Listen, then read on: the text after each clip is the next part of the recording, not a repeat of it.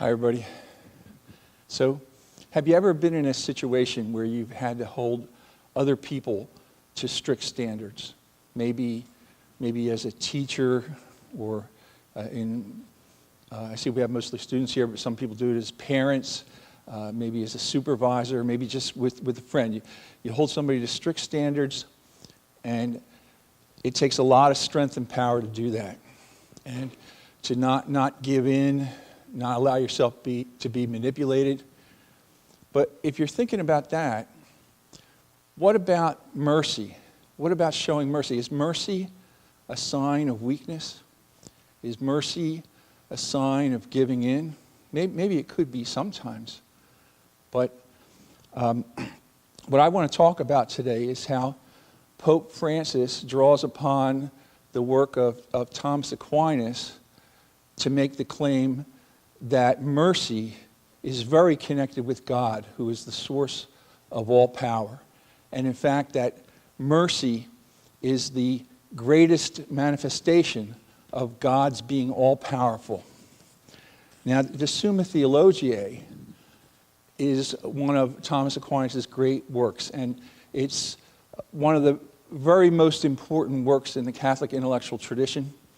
And it was written in the middle of the 13th century, and Pope Francis draws upon the Summa Theologiae of Thomas Aquinas very frequently when he talks about this theme of mercy.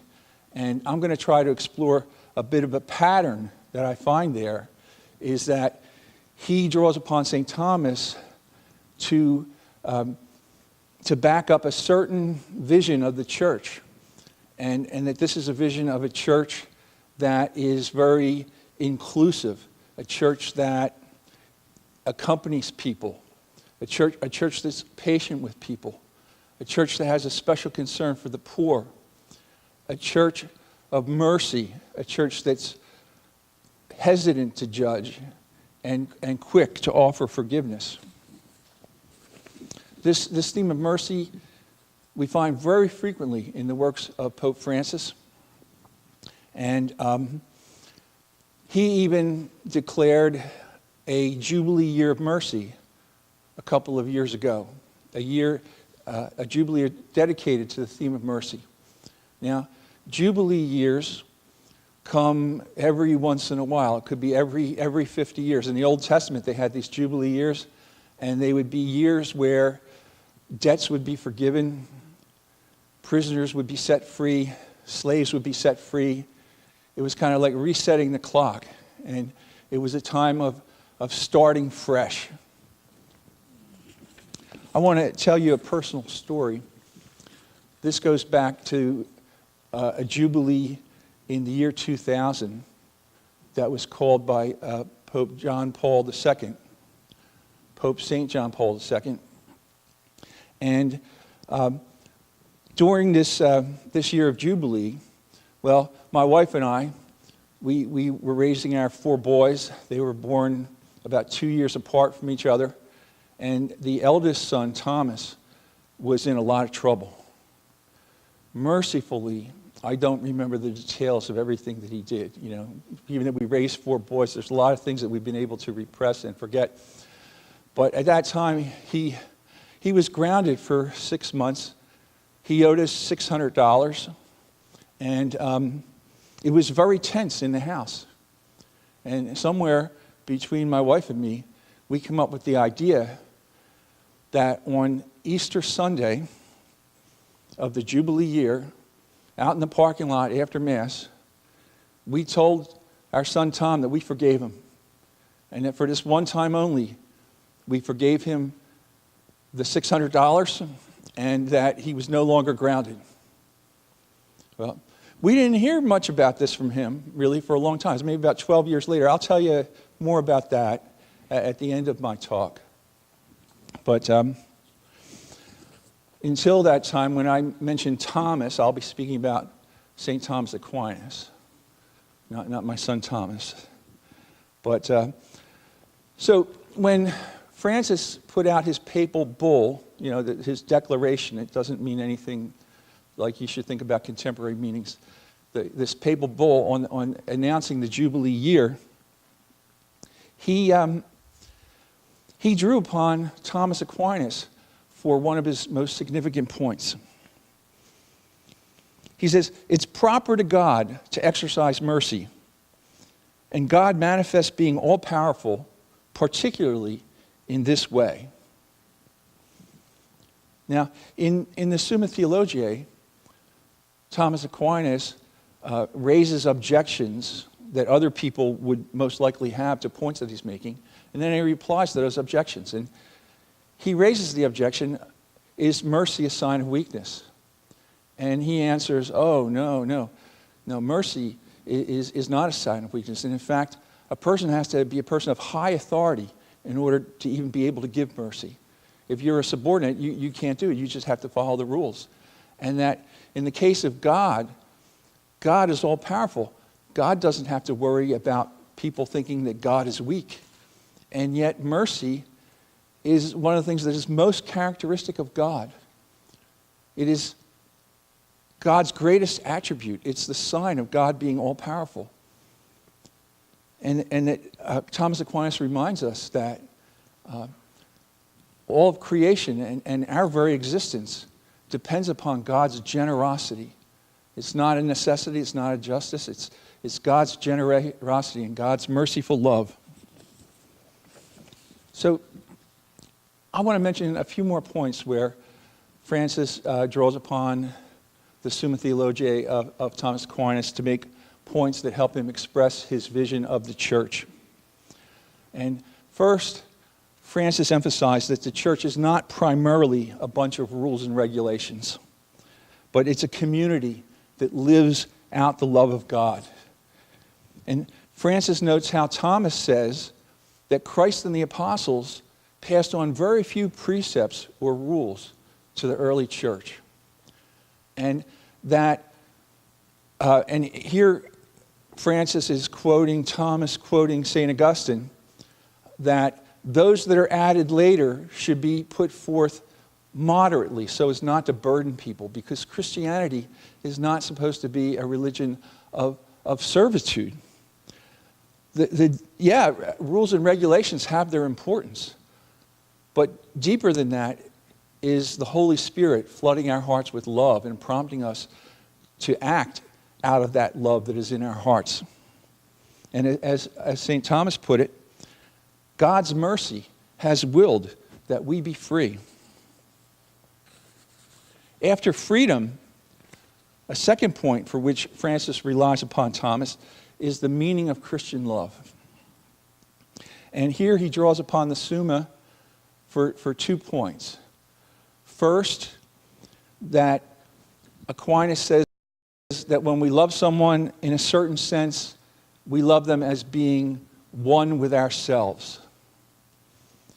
And a second point is that when we love someone, it helps to get us beyond having standards of beauty that are merely on the surface.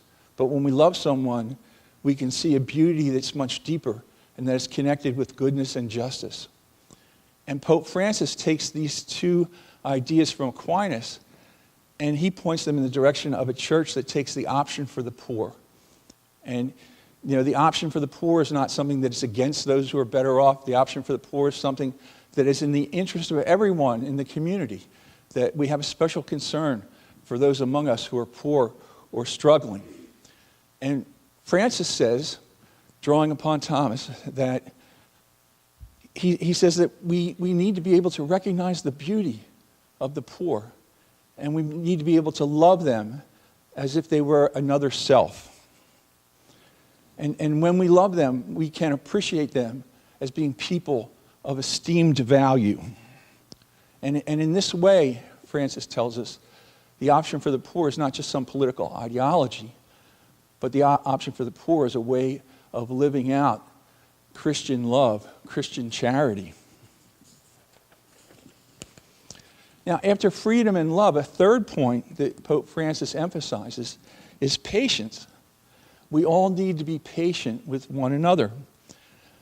Francis draws upon Thomas to make the point that a person can have faith and charity and still be struggling with living out some of the other virtues. And even the greatest saints, even after their conversions, they tell us of the struggles that they have remaining, both spiritual and moral. And so that we're not supposed to look at people who are struggling, who maybe aren't living the so-called perfect life, and just dismiss them as horrible sinners. Pope Francis endorses what he calls a principle of gradualness. He says we need to walk with people, we need to accompany people in a way that is respectful and patient. And we accompany them along a path of spiritual growth, that most often things don't happen overnight. There can be a long path of spiritual growth for people. I want, finally, to use an example from a difficult issue that Pope Francis addressed in his document, Amoris Laetitia, which was on marriage and family. And here he addresses this question about those who are divorced and have been civilly remarried. And he says that he doesn't intend to change Catholic teaching about marriage. He doesn't want to do away with the indissolubility of marriage. He's not changing the rules. He doesn't want to make for easy exceptions to things. He doesn't say anything goes. Quite otherwise, he stresses that divorce is an evil and that the increase in divorce is very troubling. But he says still, the situation of those who are divorced and civilly remarried needs to be addressed in a pastoral way. And he draws here upon a distinction made by Thomas Aquinas. That Aquinas says, on the one hand, you've got pure science, like speculative intellect. And on the other hand, you've got practical reason. Practical reason connected with prudence, what works out in everyday life matters. And he says, when it comes to science, even when you get far away from the original first principles of a science, exceptions prove to be a problem. Exceptions are things that you have to account for, and in fact, you may have to redo your whole experiment. You may have to redo your presuppositions to account for exceptions in pure science. But Francis, drawing upon Thomas for this distinction, says that in practical matters, the further you get away from first principles, the more you go in the direction of particular cases, the more it's likely that legitimate exceptions are going to arise. And when it comes to those who are divorced and civilly remarried, he says that, say, the pastor needs to walk with them, needs to listen to their story, does not need to excommunicate them or act as though they're not members of the community. And Francis says that one thing that needs to be done is to make the process of annulment more accessible. But he says also, he says that in some cases, when you hear the story, when you realize the situation, in some cases, it might be, let's say you have a couple who have been together for a few years and they're raising several children together.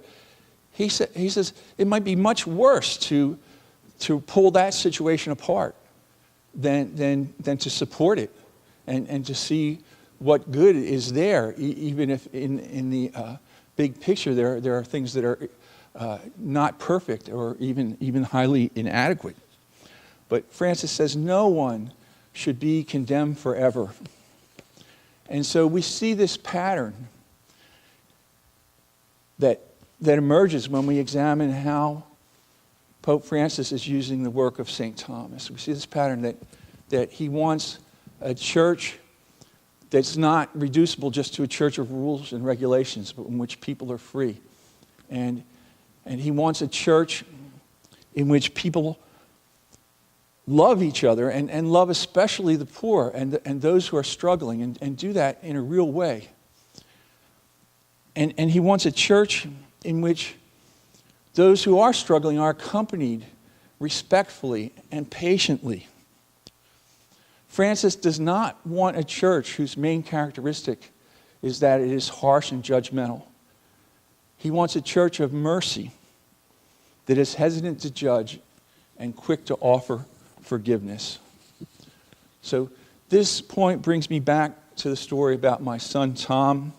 I didn't hear much about this from him for about a dozen years. So remember, originally this takes place in 2000 in the parking lot after Mass. So in the meantime, in the year 2010, his fiancée went through the RCIA with him. He was her sponsor. She became a Catholic. They were married in 2011. They now have 3 children who are also my grandchildren. But it was about 2012 that we had a family gathering, and he said, "Oh, Dad, I've been meaning to tell you." He says, "Back when Andrea and I went through the RCIA, we were asked to share a moment from our faith life that really strengthened our faith, something that we could point to and say, yeah, that's a place where my faith became real for me." And Tom said that he told the story of Easter 2000, how after Mass in the parking lot, his parents said to him that, well, this is a Jubilee year, and they forgave him. And even though he was grounded for 6 months and he owed them $600, they said, we cancel the debts. You know, we start fresh from here. And then he said, he told his RCIA group, he said, forgiveness, it's so powerful. Thank you.